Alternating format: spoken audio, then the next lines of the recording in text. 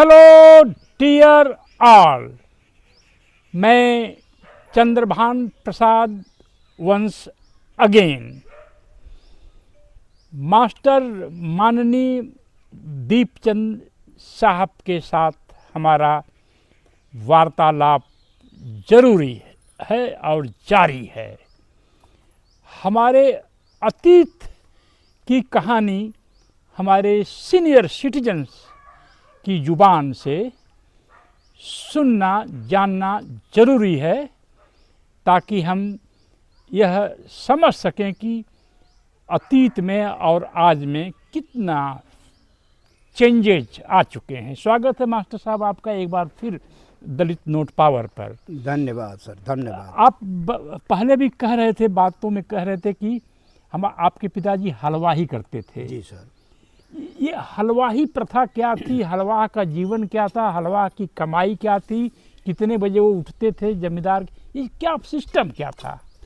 हलवाई प्रथा सर ऐसा है कि सर नहीं, मैं हाँ यस ब्रदर। हाँ, हलवाई प्रथा यह थी कि यह बड़े बड़े जो जमींदार होते थे तो वह माने 8 बैल, 10 बैल, 4 बैल, 2 बैल रख करके हमारे लोगों से हल जोताते थे। तो जो हल जोताने का जो कार्यक्रम करते थे वही हलवाई होती थी। अच्छा। और उसके उपलक्ष्य में माने हमको पारितोषिक क्या मिलता था? 1 शेर मजदूरी। 1 शेर बंदैया बन देने वाला शेर था, उससे वो मजदूरी देते थे। और हम काम करते थे तो हमको जो है 1 बीघा वो हलवाही में हमको ज़मीन देते थे। तो वह ज़मीन जो दे करके तो उसमें हम अपनी खेती करते थे। और वह प्रतिदिन जो है उनके यहाँ हल जोतते थे, तो हल जोतने पर जो मजदूरी मिलती थी तो उसी मजदूरी से हम अपना जीविकोपार्जन करते थे। और वह जो 1 बीघा जो खेत में का सबसे खराब स्थान जो होता था वह हलवाही में दिया जाता था। तो उस तरह से जो हलवाही करके जो है अपना गरीबी जीवन बिताते थे। गरीबी वह होती थी कि वह समय में सिंचाई के साधन में ढेंकुल चलती थी। ढेंकुल वह होती है कि एक खंभे में जो है बांस बांध दिया जाता था और कूड़ होती थी। वह कूड़ जो है पानी में डुबाई जाती थी, उसको निकाल करके ऐसे माने नीचे करके उसको बरहा, पोरे का बरहा बनता था। उसी पोरे के बरहे से वह ढेंकिल चलती थी और चला करके पानी गिराते थे तो दो ढेंकिल एक साथ चलती थी। फिर इसके बाद तालाब पोखरों में जो है ढेकचा चलता था। तो ढेकचा वह तो ढेकिल के रूप का ही होता था, उसमें लोहे के कूड़ होती थी। और मीनार में कुएँ में जो होता था मिट्टी के कूड़ होती थी। लेकिन इतना सदै लोग चलाते थे कि मिट्टी के कूड़ फूटती नहीं थी और उसे खेती करते थे। और उसके पहले जो है यह दौरी की प्रथा थी। दौरी मतलब कि पानी जो ओरचा या दौरी जो होती बांस की होती है, उसमें चार जो है रस्सियाँ बांध करके पानी उठा करके बोदर में से बाहर फेंकते थे। ऐसे करते रहते थे। ऐसे जी। तो उसको बेड़ी कहते थे। तो बेड़ी के माध्यम से सिंचाई होती थी। तो इस तरह से खेती करने का कार्यक्रम जो है वो हलवा करता था। कितना घंटा डेली काम करता होगा हलवा? उसका मतलब समय दोपहर है, दोपहर तक 5 बज जा, दोपहर में 4 बज जा, दोपहर में 2 बज जाता था दोपहर में। इस तरह से वह काम होता था। उसके परिश्रम का पारितोषिक उनको नहीं मिलता था वह पर। और रात में जब जाड़े के महीने से कड़ाके की जाड़ा पड़ती थी तो मुझे याद है कि मैं अपने पिताजी के साथ पुआल में सोया था। और गोनरी वो होता है कि पोले की ही एक रस्सी था बन करके गोनरी होती थी। धान के प्लांट से। धान के प्लांट से जो है गोनरी बनाते थे पिताजी। तो धान के पुआल पर हम सोए थे। पिताजी मुझे अपने गोद में लिए रहते थे। और जब रात में पता न बजा कौन बजा है, वहाँ से ठाकुर फलाना हमारे पिताजी का नाम सुक्खू था। अरे सुक्खू फलाना सालिका फलाना खरपतु करे तो हम सुतला रहबा पैनिया कब लगी। तो अब उस समय कड़ाके की जाड़ा पड़ती थी। उस जाड़े में हमारे पिताजी वह जो है एक साधारण सा चादर ले करके, सूती का चादर होता था, ऊनी तो मौसर नहीं चलता था, तो वह जो है ओढ़ करके जाते थे, पानी चलाते थे। पानी चलाने में वह चलाते थे, लेकिन हम पुआल में सोते थे। तब उस समय मैं पिताजी जब चले जाते थे तब मैं रोता था कि इतना ज़्यादा ठंडक पड़ रही है। अब हमारे पिताजी गए हैं और जाने के बाद पूरा दिन जो है पानी वो ढेंकुल चलाते थे और रात में करीब 2 घंटा 3 घंटा रात 2 घंटा रात जाने के बाद पानी चलाना बंद होता था। इस तरह से वह जो है पानी सिंचाई करते थे और हल चलाने के लिए जब हल नद जाता था तब चलने के बाद शाम हो जाती थी कार्तिक के महीने में, तो सुबह करीब 4 बजे या 4:30 बजे उनके खेत में बैल उनके खेत में होते थे। तो दिन भर यानी 4:30 बजे सुबह बैल वहाँ पहुँच जाने चाहिए। 4:30-5 बजे बैल पहुँचना। तो जगते कब थे? उनका तुरंत वो बुलाते थे रात में। कितने बजे? अरे वह 4:30 बजे बुला देते, 4:30-5 बजे बुलाते थे। और तुरंत नहीं पहुँचे तो गालियाँ सुनती थे। गालियाँ करे ससुरा आए कि नहीं, काहे तो उनको रोज़ बुलावे पड़ी। यह नाते तो वहाँ पर हलवाई करते थे। हलवाई करके मजदूरी जो देते थे वो इतने ही मजदूरी मिलते कि किसी तरह से उनके जीने की ही व्यवस्था थी और घर द्वार खेती और करने की कोई व्यवस्था नहीं हो पाती थी और किसी से बने वह पशुवत ज़िंदगी बीतती थी। मतलब जानवरों की तरह की ज़िंदगी, जानवरों की ज़िंदगी बीतती थी। कोई दलित हलवाहे हाँ जी को तोंद वाला देखा आपने? हलवाहा नहीं, कोई उस समय तोंद वाले कोई नहीं था।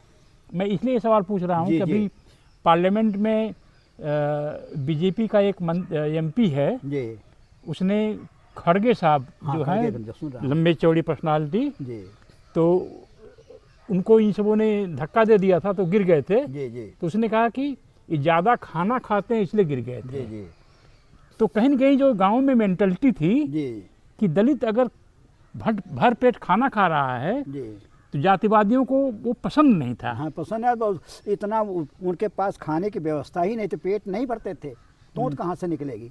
इतना हार्ड वर्क करते थे, उनके खाने का कोई सिस्टम नहीं था। मैंने आधा रोट खाए आधी। अरे मुझे याद है कि एक समय की बात है, जाड़े के यही माँ का बेला था। माँ जो है चावल पकाई और मटर की जो है दाल बनाई, हरियर मटर की दाल बनाई। अब इतनी गरीबी थी कि थोड़ा थोड़ा सा चावल जो है माताजी है, हम लोग गए खाने के लिए, तो भाई साहब थे, हम थे और वहाँ का पिताजी थे। तो पिताजी परिश्रमी थे, उनको भोजन अधिक चाहिए लेकिन उनको पेट नहीं भरता था। तो जब चावल दे दिए तो हमारे पिताजी का स्नेह देखिए कि उन्होंने कहा कि थोड़ी चावल, हमारी माँ से कही कि थोड़ी चावल बाबू के थरी में उड़ दे दा। लेकिन हम कहे कि नहीं दादा तू ही खा, हम कहे जितना माई दे ले उतना। यानी वो अपने भूखे, हाँ अपने भूखे रह करके हमको ख्याल करते थे कि लड़का भी है एक पेट जरी तो अच्छा ना। यह नाते वो भी पेट जरी का मतलब माने पेट की कसी, माने भूख नहीं, हम अपना भूख सह लेंगे लेकिन अपनी औलाद को सहने नहीं देंगे। यह पिताजी का स्नेह रहा। कभी आप भूखे सोए हैं? नहीं, भूखे तो नहीं सब सोए, मैंने कुछ खाकर सोए। जब अन्न नहीं मिलता था तो ये जो है बजड़ी आती थी। बजड़ी सस्ते रेट से होती थी, तो सोसाइटी से बजड़ी आती थी। वो जो आपको याद है अमेरिका का गेहूं आता था, बजड़ी आती थी। हाँ मुझे वही तो बता रहा हूँ।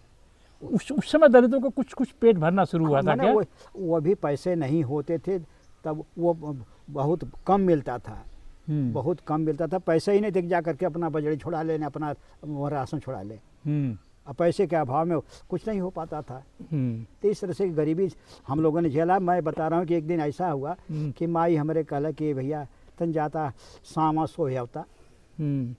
तो पिताजी सामा एक फसल चावल की तरह, हाँ, चावल बोलते हैं लोग। हाँ चावल भाग गोल गोल होता है। जी जी। दिल्ली वगैरह में उसको अनाज मानते नहीं है, तो जब व्रत होता है, जो अपर कास्ट के लोग हैं व्रत में उसको खाते हैं, उसको फल मानते हैं या अनाज मानते ही नहीं हैं। तो वही सावा की खेती होती थी। तो वो क्या हुआ कि इधर बगल में उनका खेत था, तो उसमें चकवड़ एक ऐसा पदार्थ होता, पौधा होता है, वो बहुत बदबू करता है। तो चकवड़ उखाड़ता नहीं उनमें से, तो उखाड़ते तो वो ठाकुर साहब का आगे ले गए ना चोटा का रस। चोटा जो मिल में से निकलता था। हाँ बाई प्रोडक्ट होता था। By product. तो वो ले गए रस, हमको रस। लोग बोलते थे चोटा कहीं गिरा दीजिए तो घास जल जाती थी। अरे जहाँ ये आदमी पिए के आपको जहाँ कुल्ला कह दें तब बताते वहाँ की घास जल जाती थी। ऐसा आसान लोग खाए। तो वो चोटा के रस हमको ले गए। सब लोग करीब 5-7 आदमी थे, तो उसमें छोटे हम ही थे। पिताजी के चले गए थे कहीं काम से।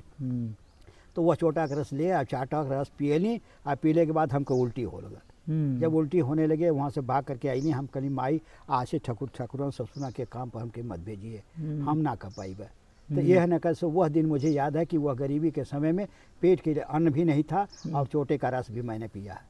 सूअर हमारे पिताजी पाले थे, हमारे बड़े भाई सूअर भी चराए। तो सूअर तो पास ही पालते हैं ना? नहीं, हम लोगों के यहाँ भी पाली जाती थी। अच्छा, 2-4 सूअर? हाँ हाँ, मैंने 10 थे 15 थे पालते थे और सुबह ले के चराते थे। तो उस दिन पिताजी भी नहीं थे, भाई भैंसा भी नहीं थे, तब माता जी कहने के भैया थे सूअरिया खोल देता तो चर लेती। चर का माने वो जानते उनका अन्न होता है।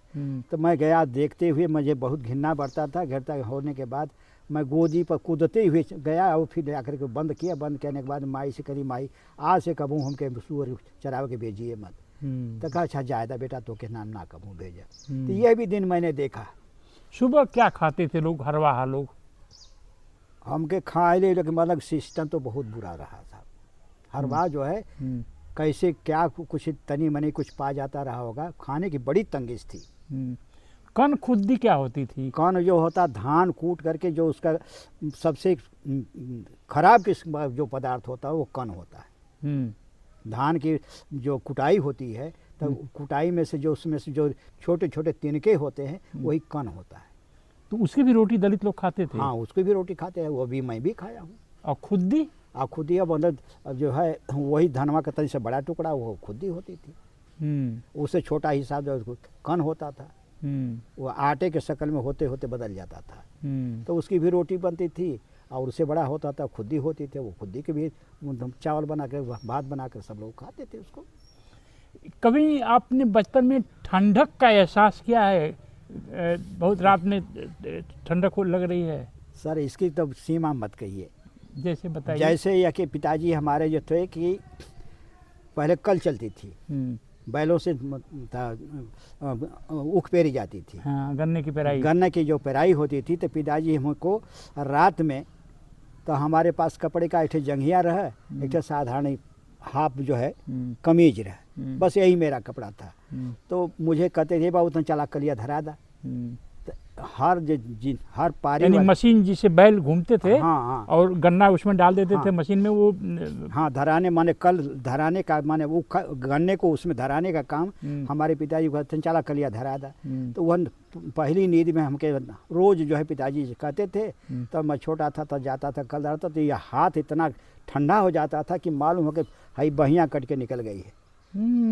इतना ठंडक जब लगती थी। आप भाई पिताजी जो है एक साधारण सा चादर ओढ़ करके खराऊ पहन के बैलों को हाँकते थे।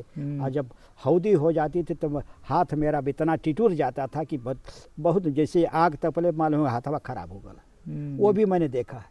पहनने के लिए कपड़ा तो बताने अच्छा कपड़ा मिलबे नहीं। ऊन जब मैं हाई स्कूल पास किया तब मुझे एक गिरा हुआ स्वेटर मिला। कहाँ?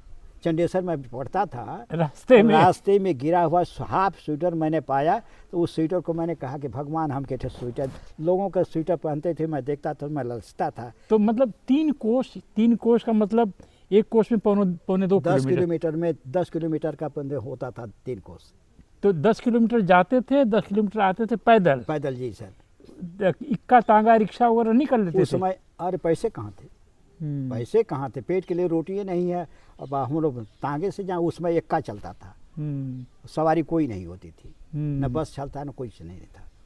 बहुत बताइए आप जो खाने के बारे में बता रहे थे। हाँ, तो खाने के बारे में वही इतनी तंगी ठंडक के बारे में। हाँ, ठंडक के बारे में हम लोगों को ठंडक पड़ती थी, लेकिन वह पुआल ही हम लोगों का सहारा होता था। शाम के समय कौड़ा बढ़ता था, कौड़े में बैठ करके हम लोग आगे तापते थे और फिर डबरिया लेकर के वही पढ़ते थे। तो पढ़ते तो मतलब। एक घर कितना बड़ा था आपका? घर जो है 2 घर थे। घर मड़े थपुआ से छाया और बाकी जो मड़ई थी। तो उसी में हमारी 4 बहनें थी, भैया थे, भाभी थे, पिताजी थे, हम माँ थी, अब मैं था। इतना परिवार जो है छोटी छोटी मड़इयों में। तो अभी तो यहाँ से वहाँ कितने आम के पेड़ हैं? 1 2 3 4, अरे करीब 10-15 पेड़। 10-15 पेड़ हैं। तो पूरा जमींदार की तरह से अब जगह है। तो मैं भूखा था ना, तो मैं जब भूखा आदमी रोटी खोजता है। जमीन नहीं है, बता रहा मैं 9th में पढ़ रहा था सर। ये आप बता रहे थे कि 9 इंची कितना क्या था? 9 कड़ी। एक कड़ी, अब मुझे कंफर्म। 1 कड़ी इतना बड़ी होती है। मतलब कि 9 इंच का ये कड़ी होता है। तो मतलब यहाँ से लेकर वहाँ तक? नहीं साहब, अरे ये 7 कड़ी, मतलब 7 कड़ी का मतलब एक बित्ते के आसपास मानिए। हाँ, तो यहाँ से लेके उतनी जमीन बस, हाँ, इतनी जमीन थी आपको? हाँ, मतलब 7 कड़ी, अपना संबोधन समझ ले, वो सब जानने वाले जान जाएंगे। 7 कड़ी मेरे पिता पिछली चकबंदी सन, मतलब यहाँ से लेकर उस पेड़ तक? हाँ, बस उतना ही। और ये सब आपका, इस समय ये सब सारा कुछ आपका है? जी। तो 7 कड़ी जमीन मेरे पिताजी जब मरे तो 7 कड़ी जमीन हमको दे कर मरे। तो मैंने कहा, अब मैं कक्षा 9 में मैं पढ़ रहा था, तो मैं विद्यालय गया था चंडेसर, और जब घर पर मैं आया तो एक बस्ता लेकर, मैंने किताब कापियों का जो उसको बस्ता कहते हैं, तो बस्ता लेकर मैं अपने घर गया। घर में आया तो एक ठाकुर जो है मेरे घर के सामने, तो 3 ठो हौदी ऐसी खड़ी थी, जो है पूर्व पक्षी थी। वह ठाकुर का नौजवान आदमी भाला मेरे दरवाजे पर गाड़ करके, अब फरसा लेकर बरसात के महीने में सब हौदी का आधा हिस्सा काट करके जमीन वो फेंक दिया। क्यों? माने चूंकि उन समों की खेती थी, मारे वो जो है काका लगे उस माने दबंगई के नाते। भाला मतलब स्पीयर जो होता था? हाँ, नहीं, वो आगे जो लोहे का हिस्सा, हाँ, ऐसे जो फेंकते हैं आजकल, जेवलिन की तरह से होता है। जेवलिन की तरह से, तो भाला उसको ला के गाड़ दिया? हाँ, गाड़ करके वह अपना फरसा लगा कर फेंकता था। अब फेंकने के बाद फिर क्या हुआ कि जब मैं देखा तो मैं घर में गया और बैठ कर लगा रोने। मैं रोया कि मैं आज मेरे पास धन होता, मेरे पास प्रॉपर्टी होती, मेरे पास और संपत्ति होती, तो इस तरह से मेरे घर की ये दशा नहीं होती। तो बचपना में सर जो मैंने यह भी देखा है। फिर इसके बाद और आगे बढ़ा, आगे बढ़ने पर मैं अध्यापक हो गया। 13 मैं उस समय सेवटा में मैं अध्यापक रहा तो गाँव मेरी प्रगति जो है, मैं अपना जो है पहले दरवाजे पे 1 बीघा ज़मीन 7,000 रुपये के आधार पर जो है 1 बीघा ज़मीन मैं अपने दरवाजे पे पहले लिया। तो जब दरवाजे पे लिया तब परिवार को खाने की ज़रा सा स्थिति सुधर गई। सुधरने के बाद मैंने अपना संकल्प किया कि मैं अपनी ज़मीन बढ़ाऊँगा। ज़मीन रहेगी तो हमारे परिवार के लोगों को सुख मिलेगा। तो जब मेरा परिवार, मैं अपने बच्चों को पढ़ाना लिखाना शुरू किया तो गांव वालों को देखा नहीं गया। तो मेरे पटीदार की लड़की का मर्डर कर करके अब मुझे 302 और 376 में मुलजिम तो मैं ही बनता, लेकिन मैं सेवटा विद्यालय में उस समय अध्यापक में हो गया था। तो मैं अध्यापक हो गया था, अरे विद्यालय चला गया था। लेकिन उस द्वेषता में मुझे न फंसा करके मेरे भाई लोचन राम को जो है 302 376 का मुकदमा बना रखा गया, और मेरे पटीदार अनुरुद्ध और एक अंगद के भाई निठुरी जो ड्राइवरी करते थे ट्रक के, तो 3 आदमी अपने घर के रीढ़ की हड्डी थे, और 3 आदमियों को फंसा दिया गया। लेकिन उस पर मुकदमा चला, चलते चलते मैंने बड़ी दुर्गत हुई, कुर्की हुई, नीलामी हुई, क्या क्या गतियाँ हुई, बड़ी यातना सहने के बाद मुकदमा चलने 10 साल मुकदमा चलने के बाद मैं निर्दोष पाया गया। अब मैं 1 पैसा घूस नहीं दिया, भगवान बुद्ध की कृपा रही कि मैं निर्दोष छूट गया सर। इस तरह से मैंने अपने जीवन में बहुत ही संघर्ष किया, कभी सुख की चैन की रोटी मैं नहीं खा पाया। क्या आज जी कोई ठाकुर साहब यहाँ आकर के भाला ऐसे गाड़ सकते हैं आपके दरवाजे नहीं, पर? आज किसी की हिम्मत नहीं है। यह देन जो है बाबा साहब की का स्वाभिमान है, और मेरे अंदर जो जीवट है, किसी की हिम्मत नहीं कि इस तरह से मेरे सामने गाड़ा दे। पर ये तो जो हिंदू राष्ट्र बना रहे हैं वो तो बोलते हैं कि पहला ज़माना अच्छा था। अरे वो अच्छा, वो अपने मुँह से न कह रहे हैं। जब हम लोग झेले हैं कि रोटी नहीं पाए, कपड़ा नहीं पाए, मकान नहीं पाए, तो उनके जबान कट के गिर नहीं जाती है। जले आदमी को जलने पर नमक मत छिड़के।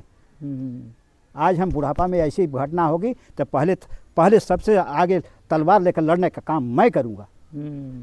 वह दिन जो मैंने देखा है वह मेरे दिल से कभी मिट नहीं सकता। मैं बच्चों को पीछे कर दूँ कि तलवार लेकर के जो भी अस्त्र मिलेंगे मैं किसी को छोड़ नहीं सकता। और वही वो ऊर्जा है। एक नौजवान 18 वर्ष की अवस्था बोले लड़के पीछे हो जाए, लेकिन मैं आगे चलूँगा। जो पुराना ज़माना लाने की बात करेगा। हाँ, जो पुराने के मिटने के लिए मैं तैयार हूँ। पर कुछ दलित लोग भी बोलते हैं कि पहले ज़माने में आपके ज़माने में कोई फ़र्क नहीं आया अभी तक। जो कहते हैं जाहिल है। सरेआम बताते हैं कि आज जो है, आज इतनी हिम्मत नहीं है कि किसी की उंगली दिखा दें। आज बाबा साहब की संविधान की देन है। संविधान सर्वोपर है। आज संविधान नहीं होता क्या हम ये कपड़े? तो संविधान को भी तो ये सब माखर उड़ा रहे हैं बाबा साहब को पार्लियामेंट के भीतर। जो कह रहा है वो गद्दार देश का है, वह देश का गद्दार, उसके सर मानी चाहिए, उसको इस्तीफा देकर भाग जाना चाहिए। वो तड़ी पार कहने वाला अमित शाह जो है उसको सर मानी चाहिए।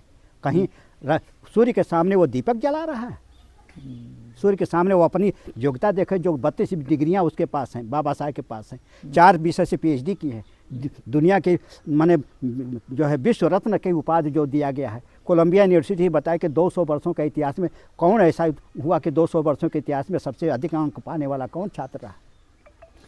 अच्छा, कुछ लोग बोलते हैं कि कभी बचपन में नमक और रोटी खा लेते थे लोग, कभी आपने भी खाया है? हम भी खाए हैं। और आज तो मैं देख रहा हूँ आपके पास 2-3 भैंसें हैं। हाँ, तो मतलब चूँकि जो हर आदमी जलाए आदमी, परेशान आदमी हमेशा आगे बढ़ने का प्रयास करता है। हमेशा गरीब आदमी जिसके पास रोटी नहीं तो रोटी खोजता है, जिसके पास कपड़े नहीं हो तो कपड़ा खोजता है, जिसके पास ज़मीन नहीं हो तो ज़मीन खोजता है, जिसके पास आज के समय में मेरे पास 4 बच्चे पढ़ने वाले हैं, अब सब नौकरी की तलाश में, लेकिन मोदी सरकार बैठी हो बैठ कर है कि मैं सबको रोजी दे रहा हूँ। 5 किलो राशन देकर के हमको भिखारी बनाया जा रहा है। ये 5 किलो राशन क्या तुमको भिख मांगे? हम कहते हमारे घर का कोई लड़का 15,000 रुपया महीना पाता, 5 किलो का मतलब 100 रुपये, 20 रुपये किलो के हिसाब से 100 रुपये नहीं हुए, तब साल भर में 1200 रुपये हुए। और हम कहते हमारे घर का कोई लड़का 15,000, 10,000, 20,000 की नौकरी पाता तो अपने भी खाता और परिवार को भी 10,000, 5,000 रुपये दे देता। तो नौकरी नहीं दे रहे हो और कहते देश हमारा आज़ाद है, देश हमारा खुशहाल है।